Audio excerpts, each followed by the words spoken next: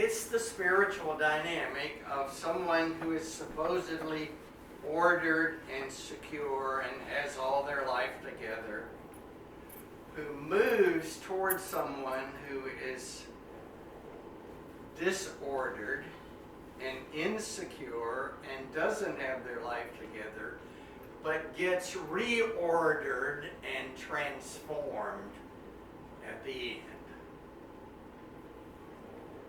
We love stories that work with spaces between folk on the top and folk on the bottom, particularly if the story, as these stories often do, shows the person on the bottom doing something to transform the person on the top.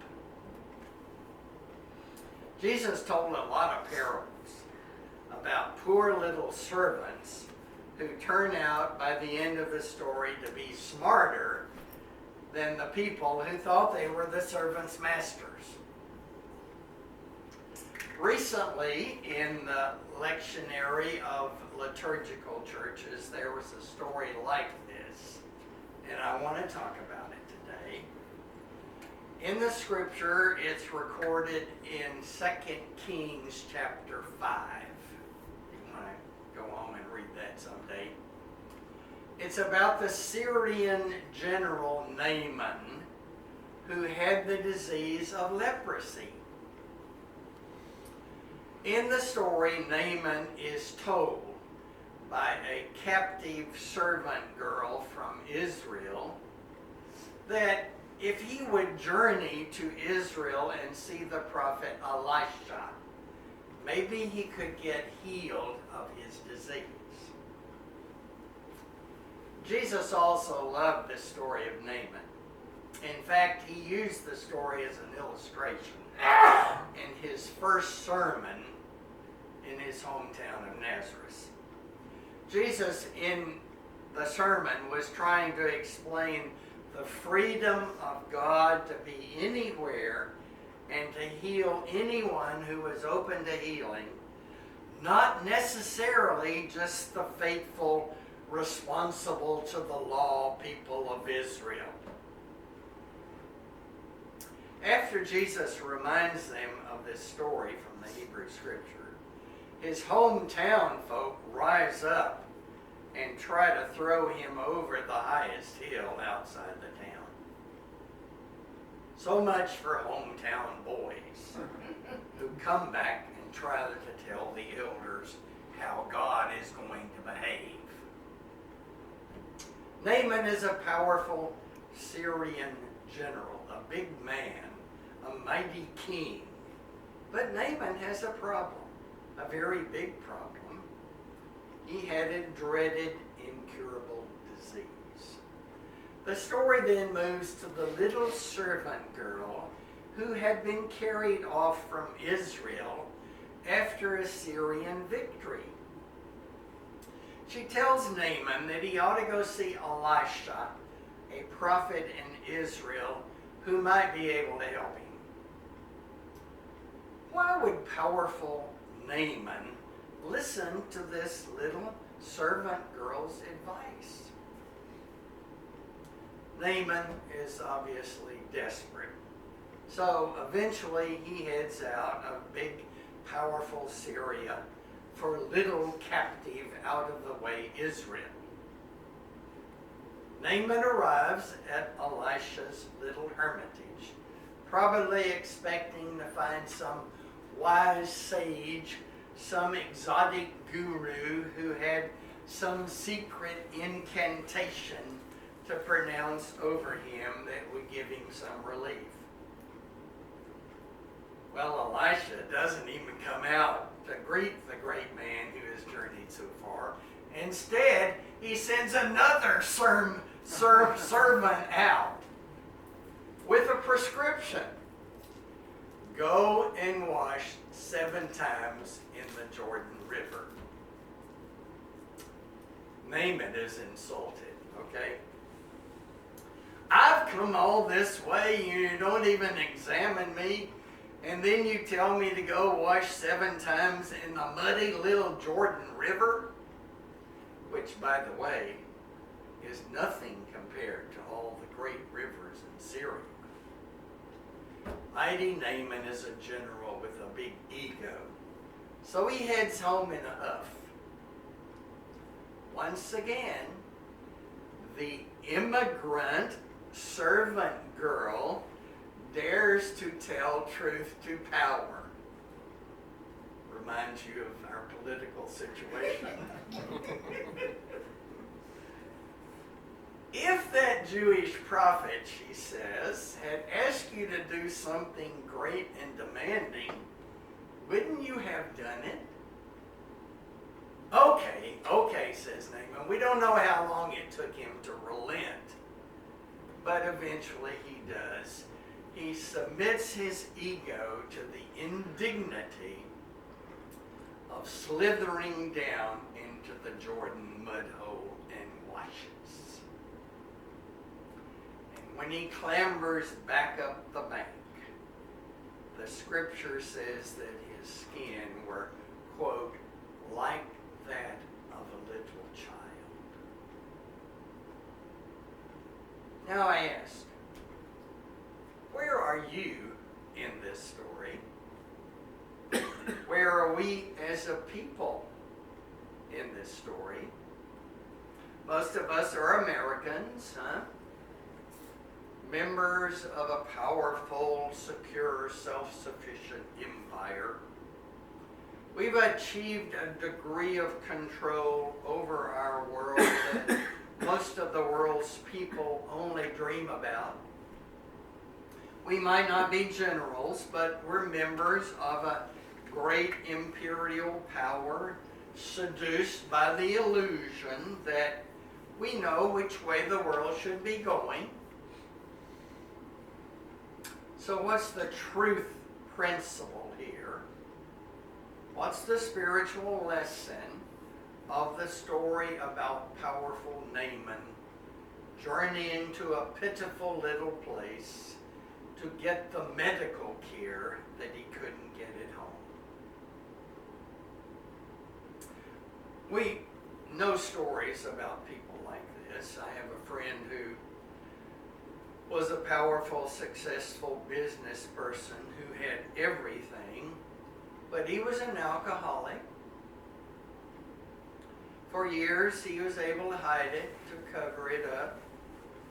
At last, he was at the end of his rope, having tried this and that fancy, expensive treatment center. He finally tries Alcoholics Anonymous.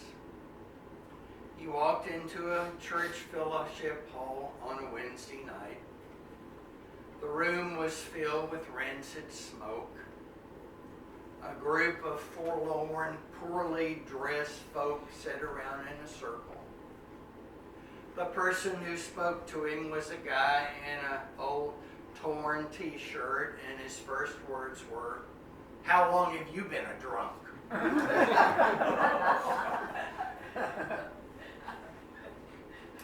It was one of the most humiliating nights of my life, he said. But that night, the healing began. One of my mentors, Father Richard Rohr, says that for years he has prayed for one good humiliation a day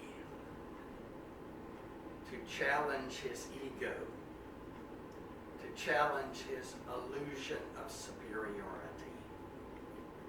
What was the last good humiliation you had? And how did you respond?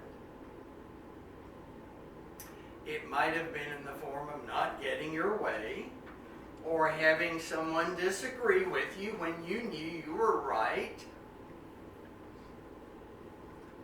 When that happens, if you'll watch how your mind and your body respond, it will reveal more about your level of spirituality than anything else. Did you get defensive? Did you defend your ego?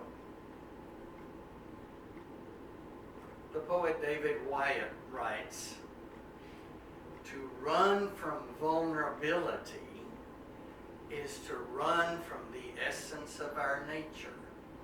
The attempt to be invulnerable is a vain attempt to become something we're not, and most especially to close off our understanding of the pain of others. Maybe like Naaman, we need to be humiliated before we can find our way toward the healing of our dis-ease.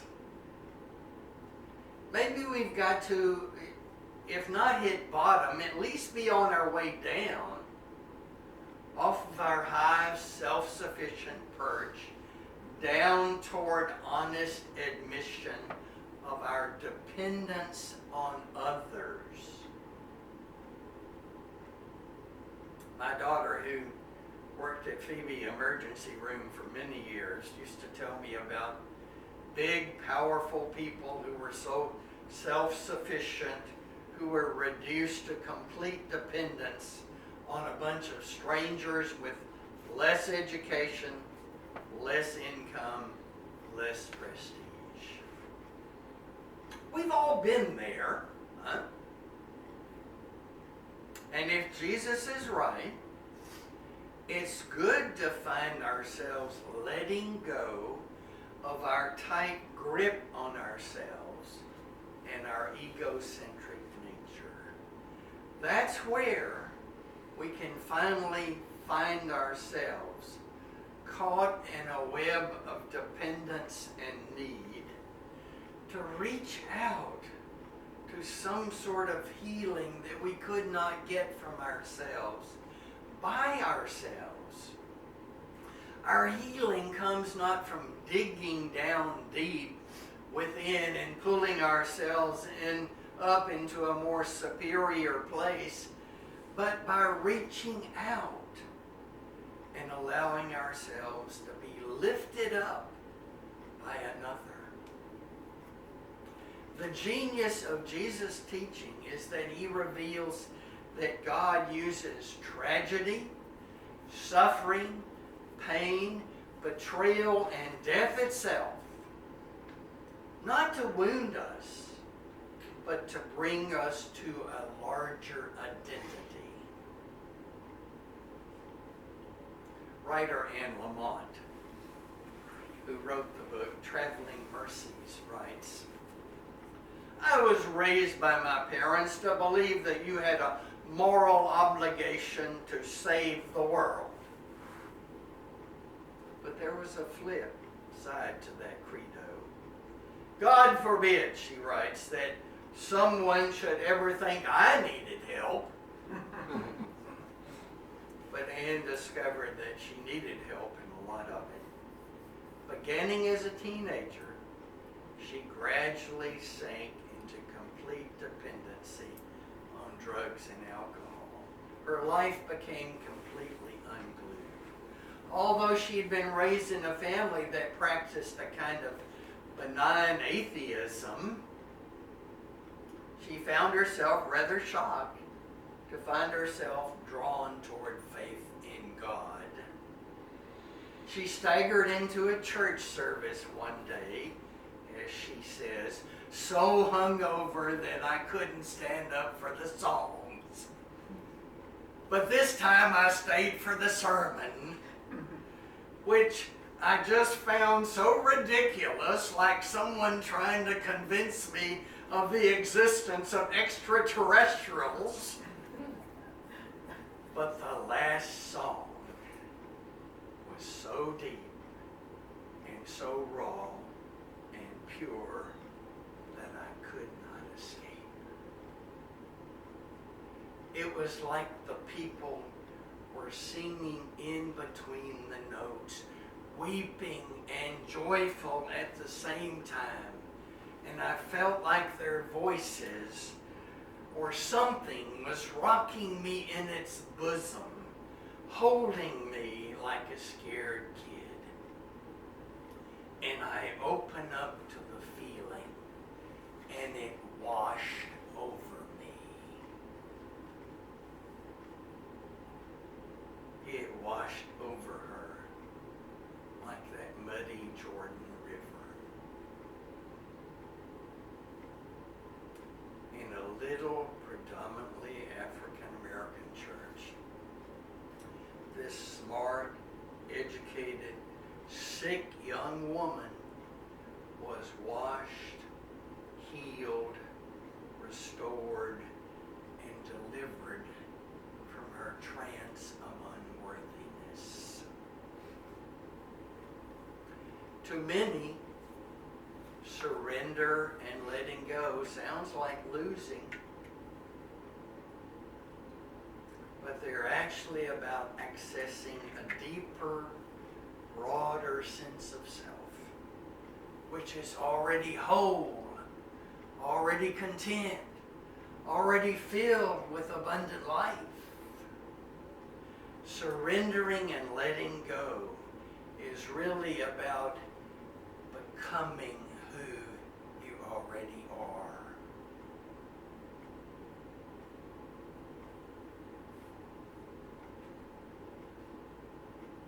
At one point near the end of his life, Dr. Carl Jung wrote, "My pilgrim's progress has been to climb down 10,000 ladders until I could finally reach out a hand of friendship to this little clod of earth that I am."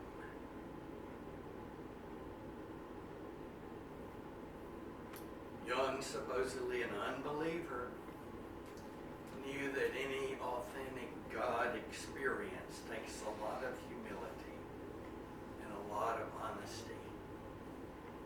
I don't know why God works this way, but Naaman and Jesus and many others have found out it's true.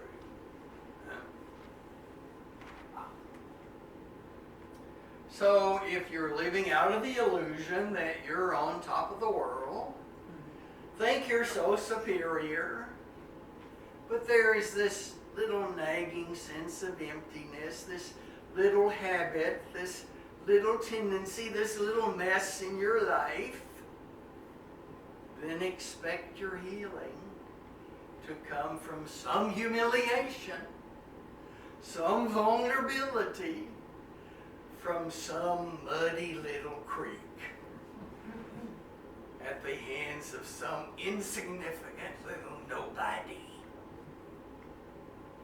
in some small and lowly way.